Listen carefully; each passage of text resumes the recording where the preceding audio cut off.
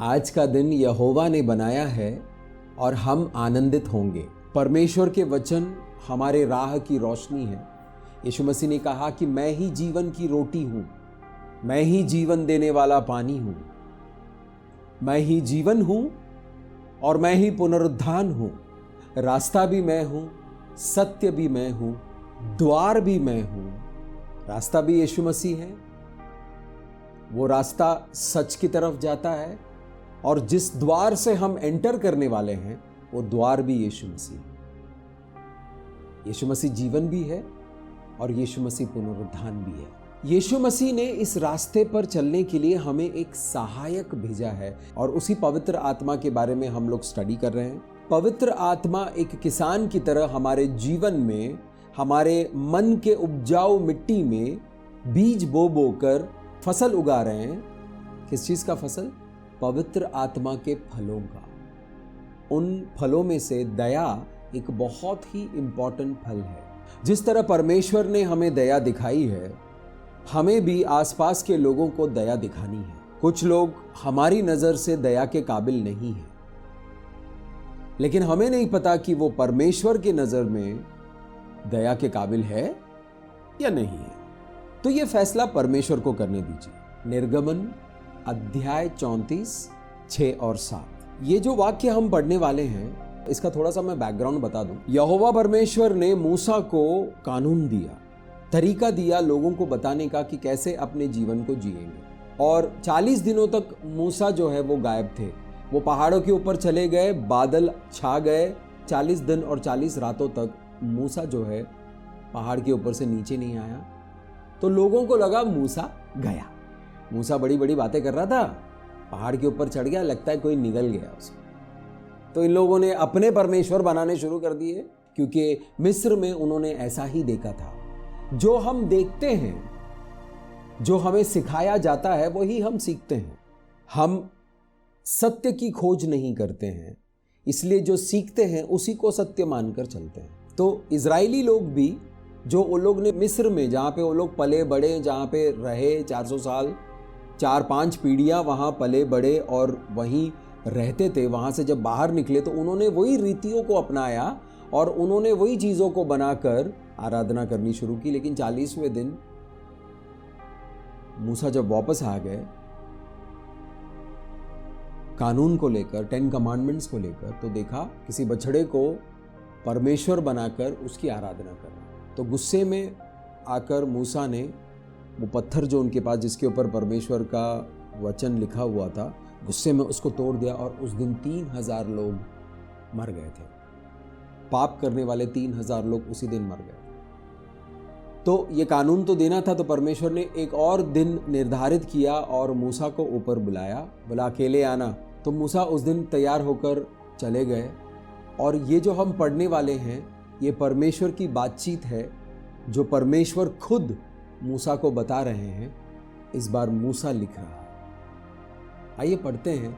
और यहोवा उसके सामने होकर ये प्रचार करता हुआ चला, यानी यहोवा परमेश्वर अपने बारे में बता रहे हैं। किसको बता रहे हैं? मूसा को बता रहे हैं, ताकि वो लोगों को जाकर बता सके कि यहोवा यहोवा ईश्वर दयालु और अनुग्रहकारी, कोप करने में धीरजवंत और अति करुणामय और सत्य। परमेश्वर खुद बता रहे हैं कि मैं कौन हूं। तो परमेश्वर कह रहे हैं कि मैं दयालु हूं, अनुग्रहकारी हूं, मुझे जल्दी गुस्सा नहीं आता, और मैं करुणामय हूं, और मैं सत्य हूं। हजारों पीढ़ियों तक निरंतर करुणा करने वाला, अधर्म और अपराध और पाप का क्षमा करने वाला, परंतु दोषी को वो किसी प्रकार निर्दोष न ठहराएगा। वो पितरों के अधर्म का दंड उनके बेटों यानी पोतों और परपोतों को भी देने वाला है। एक तरफ परमेश्वर कह रहे हैं मैं अधर्म को, अपराध को और पापों को क्षमा करने वाला है, और अगली ही पंक्ति में परमेश्वर यह कह रहे हैं कि परंतु दोषी को, हालेलुया, दोषी को वो किसी प्रकार निर्दोष ना ठहराएगा। वो पितरों के अधर्म का दंड उनको और उनके आने वाली पीढ़ियों को 3 या 4 पीढ़ियों तक उनको दंड देते रहेंगे। एक शब्द जो यहाँ पर जिस पर हमारा ध्यान केंद्रित करना है वो है दोषी। हमारा कानून उस इंसान को तब तक सजा नहीं देता जब तक वो दोषी साबित नहीं हो जाता। चाहे वो दोषी हो, जिसके ऊपर उसने अत्याचार किया है, जो गुनाह उसने किया है, जिस गुनाह की वजह से लोगों की मृत्यु हुई है, या जिस गुनाह की वजह से जो लोग बर्बाद हुए हैं, उनको पता है कि इसी आदमी ने या इसी औरत ने या इसी संस्था ने ये काम किया है। लेकिन जब तक कानून में दोषी करार नहीं दिया जाता, उसको सजा नहीं मिलती है। परमेश्वर कहता है कि परंतु दोषी को, परमेश्वर का कानून, परमेश्वर की सजा सब अलग है। परमेश्वर का न्याय करने का तरीका अलग है।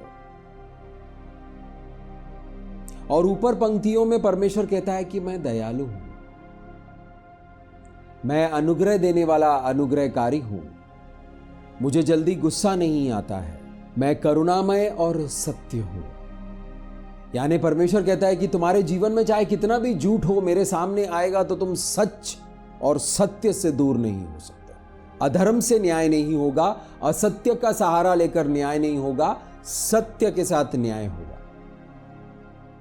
ये सब सुन के थोड़ी सी घबराहट होती है कि प्रभु मेरा क्या। डरिए मत। यीशु मसीह के क्रूस पर मारे जाने से, गाड़े जाने की वजह से हम इस सेटिंग में नहीं आते हैं, हम परमेश्वर के न्याय में नहीं आते हैं।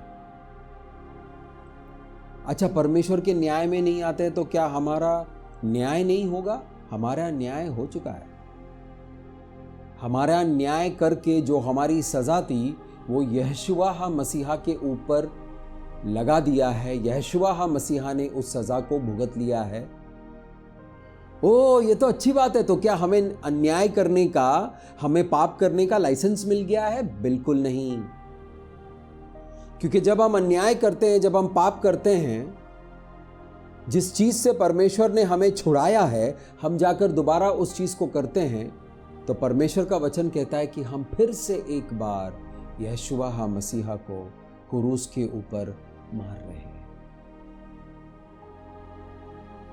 कभी कभी हम लोग कमजोर होते हैं, हमसे गलतियां हो जाती है। परमेश्वर कहता है, यीशु मसीह कहते हैं कि मेरा अनुग्रह काफी है। लेकिन अगर हम जानबूझकर पाप करते हैं, हम जानबूझकर, देखिए समझने वाली बात यह है कि जब तक परमेश्वर आपको बुराइयों से छुड़ाता नहीं है तब तक आप छूट नहीं सकते।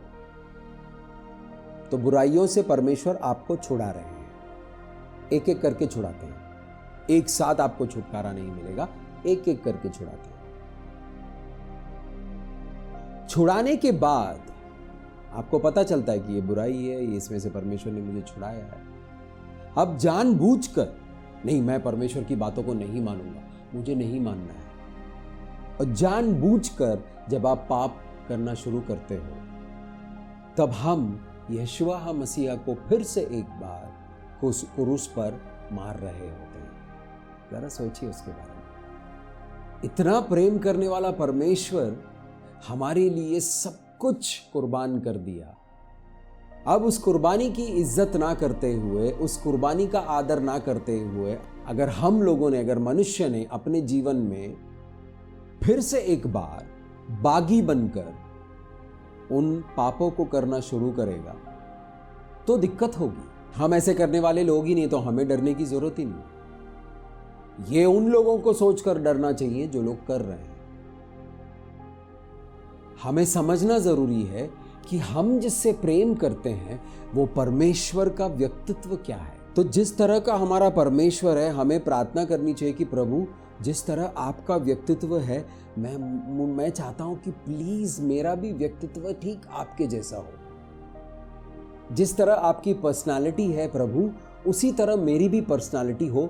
मैं भी दयालु बनूं, मैं भी अनुग्रहकारी बनूं, मैं भी ऐसा इंसान बनूं जिसको जल्दी गुस्सा नहीं आता है, मैं भी करुणामय हूं और मैं भी उस सत्य के रास्ते पर चलूं। एक तरफ परमेश्वर कहता है कि मैं दयालु हूँ, मैं कृपालु हूँ, मुझे जल्दी गुस्सा नहीं आता है और मैं माफ़ करने वाला, क्षमा करने वाला परमेश्वर हूँ। और दूसरे ही पंक्ति में कहता है कि दोषियों को, कौन है ये दोषी? ये दोषी वो इंसान है जो दूसरों को माफ़ नहीं करता, जिसको माफ़ी मिली है और वो दूसरों को माफ़ नहीं करता है, जो दूसरों पर दया नहीं दिखाता है, जो दूसरों पर करुणा नहीं दिखाता है, तो दूसरों के लिए सत्य का मार्ग नहीं बनता है। बाइबल में छुपा हुआ रहस्य है और परमेश्वर उन रहस्यों का खुलासा करते हैं। जिन लोगों को इन रहस्यों का खुलासा मिल गया है वो राजा बन सकते हैं, वो अपने जीवन में कामयाब हो सकते हैं।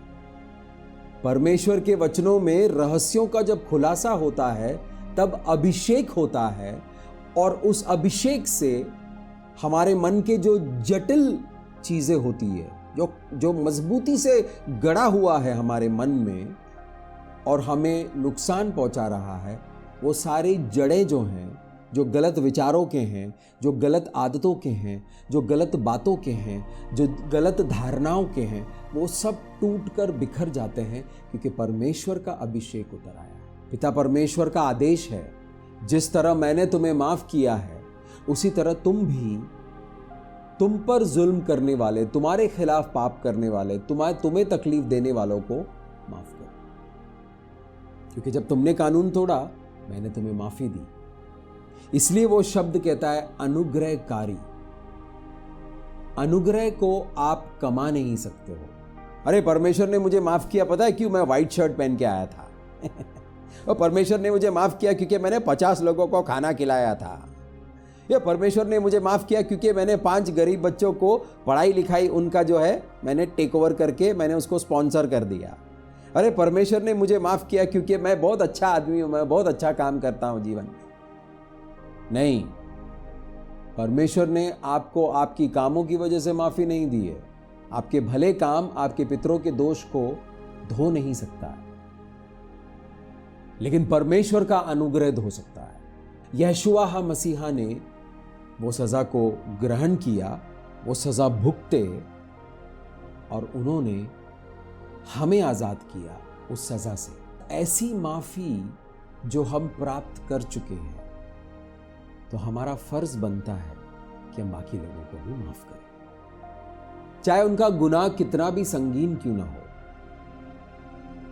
उनको माफ करें। उनको माफ करने से आपकी भलाई होगी, क्योंकि आप परमेश्वर के स्वरूप में बदले जा रहे हो। जब आप परमेश्वर के स्वरूप में बदल रहे हो तो आप शक्तिशाली हो रहे हो, आपका जीवन बदल रहा है, आप सही निर्णय ले पा रहे हो, आप सही फैसले ले पा रहे हो, आप आपके परिवारजनों को प्रेम कर पा रहे हो, आप परमेश्वर के वचनों को समझ पा रहे हो, आप आत्मिक जीवन को जी पा रहे हो, आप शक्तिशाली हो रहे हो। आपकी सेवकाई आगे बढ़ रही है, आपका बिजनेस आगे बढ़ रहा है, आपका परिवार संपन्न हो रहा है, आप संपन्न हो रहे हो, आप प्रेम कर पा रहे हो, आप माफ कर पा रहे हो। आपका ही फायदा है, हमारा ही फायदा है। परमेश्वर कहता है कि मैंने तुम्हें अपने रूप में रचा है। कैसा है वो रूप? यहां पर दिखाया हुआ, वो रूप का दर्शन देख रहे हैं हम लोग। परमेश्वर खुद कह रहे हैं मूसा से, मैं दयालु हूं, मैं कृपालु हूं, मैं अनुग्रहकारी हूं, मैं सत्य हूं, दोषी को नहीं छोड़ूंगा। कहता है मुस्तफा तुम माफ कर दो, मैं न्याय करने वाला परमेश्वर, सजा मैं दूंगा। तुम माफ करके तुम उन्नति और प्रगति के रास्ते पर चलो, इनसे पंगा तुम मत लो, तुम उन्हें माफ करो और आगे बढ़ो। देखो मैंने तुम्हारे लिए किस तरह की जिंदगी चुन कर रखी हुई है, निकाल कर रखी हुई है, उसे आकर लो, अनंत जीवन में चलते रहो, रोशनी में चलते रहो। और सिर्फ माफी लेने की वजह से माफी आपके जीवन में स्थापित नहीं होती, आपको वो माफी का इस्तेमाल करके बाकी लोगों को भी माफ करना होगा। उसके लिए आपको दयालु बनना है। आपका और मेरा परमेश्वर दयालु है।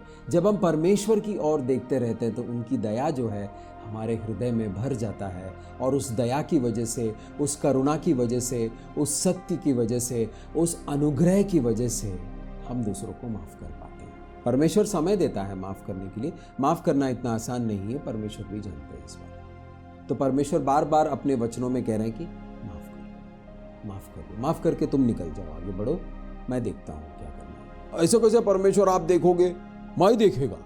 हाँ, ऐसा एटीट्यूड आपको दोषी बना सकता है। दोषी बन गए तो प्रॉब्लम है।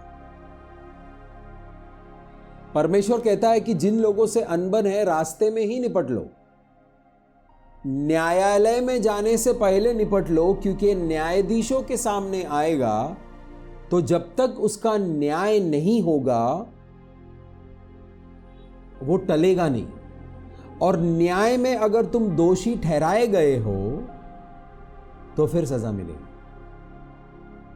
इसलिए पहले सुलह कर दो, माफ कर दो, माफ कर दो और निकल लो, आगे बढ़ो, क्योंकि परमेश्वर माफ करने वालों के साथ है। परमेश्वर खुद अनुग्रहकारी है, परमेश्वर खुद दयालु है, परमेश्वर खुद करुणामय परमेश्वर है। तो करुणा करने वाले, दया करने वाले, अनुग्रह करने वालों के साथ परमेश्वर है। जिन लोगों ने हमारे साथ बुरा किया उन लोगों का नाश होते हुए देखने की हमें जरूरत नहीं है, हमें आगे बढ़ना है। कुछ लोगों ने अपनी पूरी जिंदगी दूसरों के नाश को देखने में लगा दी। वो लोग परमेश्वर की नजरों में दोषी ठहराए गए हैं। इसलिए हम जा जाकर लोगों को बताते हैं कि प्रभु यीशु आपसे प्रेम करते हैं, कायनात को बनाने वाला परमेश्वर आपसे प्रेम करते हैं, ताकि वो लोग भी इस सुसमाचार का, इस अच्छे समाचार का, इस अच्छे प्रचार का आनंद ले सकें, परमेश्वर की महिमा में आ सके, परमेश्वर के प्रेम में आ सके, ताकि वो दोषी ठहराए ना जाएं, ताकि उनको भी सजा से छुटकारा मिले और वो भी हमारी तरह अनंत जीवन में चले। परमेश्वर ने कहा है कि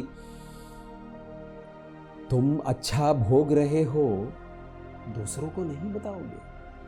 जो वरदान मैंने तुम्हें दिया है, जो छुटकारा मैंने तुम्हें दिया है, जो आजादी मैंने तुम्हें दी है, क्या तुम दूसरों को नहीं बताओगे? तो अगर हमारे मन में दया है तभी तो हम दूसरों को बताएंगे। अगर हमारे मन में दया नहीं है, करुणा नहीं है, अगर हमारे मन में नफरत है, कड़वाहट है, तो हम सोचेंगे है काहे के लिए दूसरे लोगों को बताने का, वो लोग ने इतना गंदा काम किया है, उनको तो सजा मिलनी चाहिए। ऐसी सोच हमें दोषी ठहरा सकती है।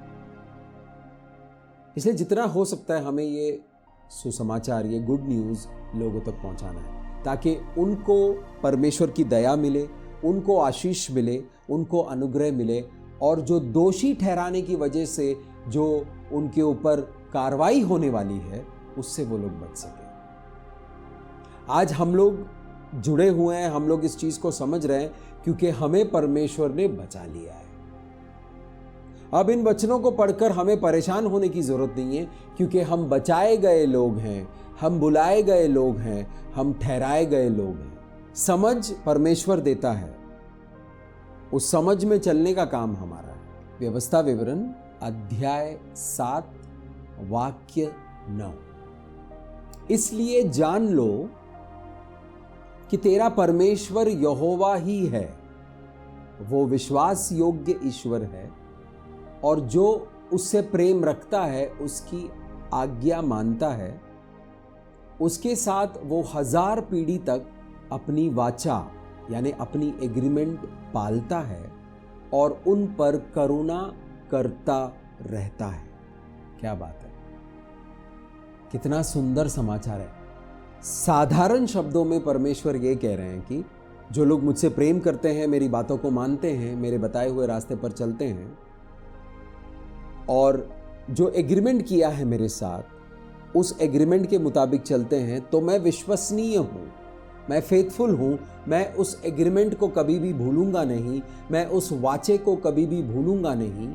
1000 पीढ़ियों तक मेरी करुणा तुम्हारे ऊपर बनी रहेगी। ऐसे दयालु परमेश्वर है। अगर मैं अपना जीवन दोष रहित यानी विदाउट फॉल्ट जीता रहूंगा तो परमेश्वर 1000 पीढ़ियों तक आशीष देते रहेंगे। सवाल ये उठता है कि मैं अपने बलबूते पर क्या एक निर्दोष जीवन जी सकता हूं? क्या मैं अपने बलबूते पर एक फॉल्टलेस जीवन जी सकता हूं? जवाब है बिल्कुल नहीं। परमेश्वर के अनुग्रह के बगैर हम एक निर्दोष जीवन जी नहीं सकते। परमेश्वर ने जो प्रेम का न्योता दिया है उसको हमने बड़े प्रेम से ग्रहण कर दिया और हम निर्दोष ठहराए गए हैं। जब कोई हमारे खिलाफ बुरा काम करता है, कोई भी हो सकता है, घर का सदस्य हो सकता है, बच्चे माता पिता के साथ गलत करते हैं, माता पिता बच्चों के साथ गलत करते हैं, पति पत्नी के साथ गलत करता है, पत्नी पति के साथ गलत करता है, दोस्त दोस्त के साथ गलत करता है, सह कर्मचारियों के साथ हम गलत काम करते हैं, सह कर्मचारी जो है हमारे साथ गलत काम करता है। जिस तरह परमेश्वर माफ करता है उस तरह हमें माफ करना है। हालेलुया। अगर हम उनको माफ नहीं करेंगे, उनको दोषी ठहराते रहेंगे हमारे मन में, तो हम परमेश्वर के नजरों में दोषी ठहराए जाएंगे। इसलिए यीशु मसीह ने सिखाया कि माफ करो, माफ करो, माफ करो, माफ करो, ताकि परमेश्वर के नजरों में दोषी ठहराए ना जाओ। परमेश्वर ने ऑलरेडी आपको निर्दोष ठहराया है।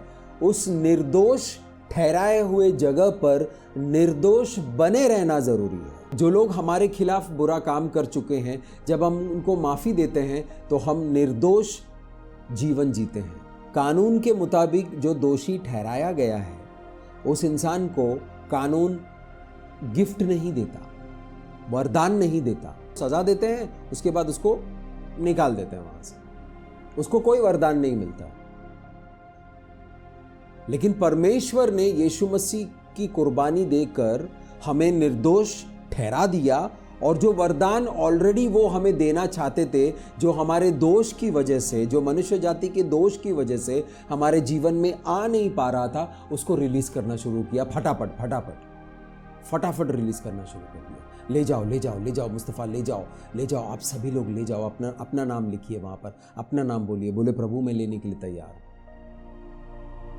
अब इस निर्दोष जीवन में बने रहना जरूरी है, तभी हम परमेश्वर के बताए हुए चीजें, परमेश्वर का डिजाइन किया हुआ प्लान, परमेश्वर की योजनाओं को हमारे जीवन में पूरा होने देते हैं। और यही हमारे जीवन में उत्पन्न कर रहा है पवित्र आत्मा। देखो कितना मेहनत कर रहा है परमेश्वर हमारे जीवन में। और अगर हम बेख्याल होकर, हम बेपरवाह होकर चल रहे हैं, तो परमेश्वर के काम हमें दिखाई नहीं देंगे और हम अपनी नियति से चूक जाएंगे। लेकिन अगर हम सावधान होकर, परमेश्वर के कामों को समझकर, परमेश्वर के वचनों को समझकर दयालु होकर चलेंगे, कृपालु होकर चलेंगे, शांति को बनाए रखेंगे, आनंद में चलेंगे, प्रेम में चलेंगे, तो हम अपने जीवन में कामयाब हो सकते हैं।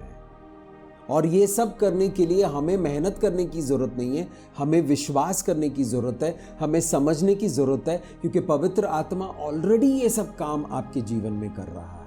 कितना अद्भुत परमेश्वर है हमारा, कितना महान परमेश्वर है हमारा, जो खुद कर रहे हैं। तो हम क्या कर रहे हैं? हम समझ रहे हैं और उनका साथ दे रहे हैं। छोटा सा बच्चा है और उसके डैडी उसके साथ है। बच्चा क्या कर रहा है? कुछ नहीं। काम कौन कर रहा है? डैडी।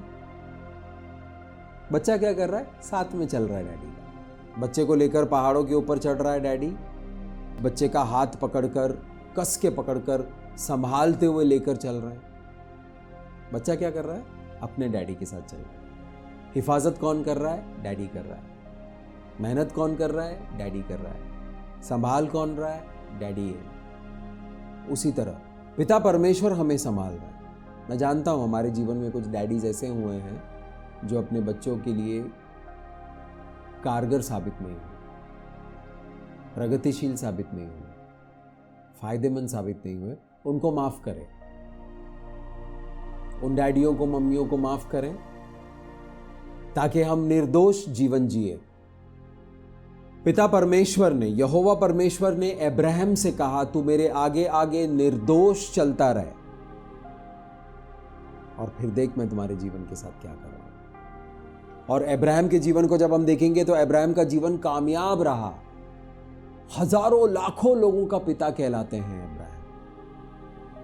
अब्राहम विश्वास का पिता कहलाते हैं क्योंकि परमेश्वर ने बड़ा काम किया है उनके जीवन में। और यही शब्द परमेश्वर आज मुझसे और आपसे भी कह रहे हैं कि मेरे आगे आगे निर्दोष होकर चलता रहे। ये सारे शब्द जो आप सुन रहे हैं, ये सारे शब्द आपके जीवन को, आपकी आत्मा को चंगाई दे रहे हैं। इस वक्त आपके मनस्थितियों को चंगाई दे रहा है, आपके परिस्थितियों को चंगाई दे रहा है, आपको आजाद कर रहे हैं। ये वचन आपको आजाद कर रहा है। ये वचन आपको बीमारियों से आजाद कर रहा है। ये वचन आपको लाचारियों से आजाद कर रहा है यीशु मसीह के पवित्र नाम से।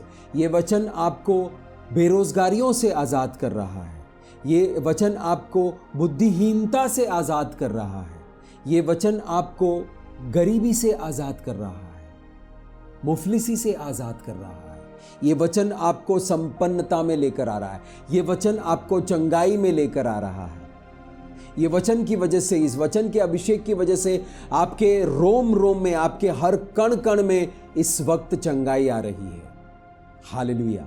इस चंगाई को ग्रहण करें, इस चंगाई को रिसीव करें। पिता परमेश्वर हमें इस निर्दोष जीवन में बने रहने के लिए अनुग्रह दीजिए, ज्ञान दीजिए, बुद्धि दीजिए, समझ दीजिए, समझदारी दीजिए। और अनुग्रह के साथ आपकी दया में हम चलते रहेंगे और हम दयावंत होते हुए चलते रहेंगे, हम करुणामय होते हुए चलते रहेंगे। जिस तरह आप हो स्वर्ग में, उसी तरह हम इस धरती पर चलने की कोशिश करेंगे। प्रभु हमें सहायता करें। और परमेश्वर इस वक्त आपकी सहायता कर रहे हैं। पवित्र आत्मा इस वक्त आप पर अभिषेक उंडेल रहा है। ये अभिषेक आपको मजबूत करेगा, ये अभिषेक आपको ट्रेन करेगा परमेश्वर के स्वरूप में चलने के लिए। जो वरदान हमें मिला है, जो छुटकारा हमें मिला है, जो अनुग्रह हमें मिला है, जो आशीष हमें मिला है, जो दया परमेश्वर ने दिखाई है, जो अभिषेक हमने रिसीव किया है, उन सभी को हम यीशु मसीह के पवित्र लहू में ढाकते हैं और उसे सील करते हैं और यीशु मसीह के पवित्र नाम से इस प्रार्थना को मांगते हैं। पिता परमेश्वर का प्रेम, यीशु मसीह का अनुग्रह और पवित्र आत्मा का सामर्थ और पवित्र आत्मा की संगति आपके साथ बनी रहे हमेशा हमेशा के लिए, यीशु मसीह के पवित्र नाम से।